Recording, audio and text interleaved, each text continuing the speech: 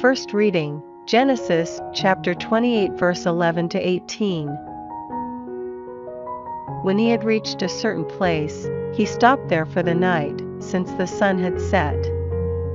Taking one of the stones of that place, he made it his pillow and lay down where he was. He had a dream. There was a ladder, planted on the ground with its top reaching to heaven, and God's angels were going up and down on it, and there was Yahweh standing beside him and saying, I, Yahweh, am the God of Abraham your father, and the God of Isaac. The ground on which you are lying I shall give to you and your descendants. Your descendants will be as plentiful as the dust on the ground. You will spread out to west and east, to north and south, and all clans on earth will bless themselves by you and your descendants. Be sure, I am with you. I shall keep you safe wherever you go, and bring you back to this country, for I shall never desert you until I have done what I have promised you.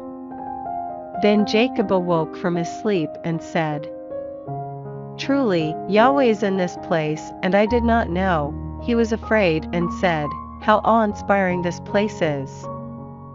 This is nothing less than the abode of God, and this is the gate of heaven. Early next morning, Jacob took the stone he had used for his pillow, and set it up as a pillar, pouring oil over the top of it. Responsorial Psalm, Psalms chapter 84 verse 3, 4, 5 to 6, 8, 11.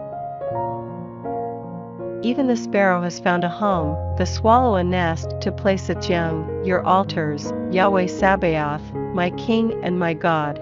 How blessed are those who live in your house, they shall praise you continually. Blessed those who find their strength in you, whose hearts are set on pilgrimage. As they pass through the valley of the balsam, they make there a water hole, and a further blessing early rain fills it. For Yahweh God is a rampart and shield, he gives grace and glory. Yahweh refuses nothing good to those whose life is blameless. For Yahweh God is a rampart and shield, he gives grace and glory. Yahweh refuses nothing good to those whose life is blameless. Gospel, Luke chapter 19 verse 1 to 10. He entered Jericho and was going through the town, and suddenly a man whose name was Zacchaeus made his appearance. He was one of the senior tax collectors and a wealthy man. He kept trying to see which Jesus was, but he was too short and could not see him for the crowd, so he ran ahead and climbed a sycamore tree to catch a glimpse of Jesus who was to pass that way. When Jesus reached the spot, he looked up and spoke to him, Zacchaeus, come down. Hurry, because I am to stay at your house today. And he hurried down and welcomed him joyfully. They all complained when they saw what was happening. He is gone to stay at a sinner's house, they said. But Zacchaeus stood his ground and said to the Lord, Look, sir, I am going to give half my property to the poor, and if I have cheated anybody I will pay him back 4 times the amount. And Jesus said to him, Today salvation has come to this house, because this man too is a son of Abraham. For the Son of Man has come to seek out and save what was lost. Second reading, 1 Corinthians chapter 3 verse 9 to 13, 16 to 17. After all, we do share in God's work. You are God's farm, God's building. By the grace of God which was given to me, I laid the foundations like a trained master builder, and someone else is building on them.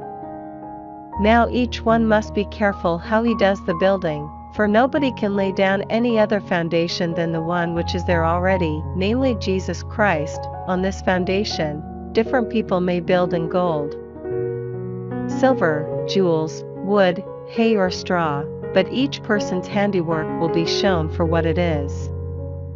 The day which dawns in fire will make it clear, and the fire itself will test the quality of each person's work. Do you not realize that you are a temple of God with the Spirit of God living in you? If anybody should destroy the temple of God, God will destroy that person, because God's temple is holy, and you are that temple.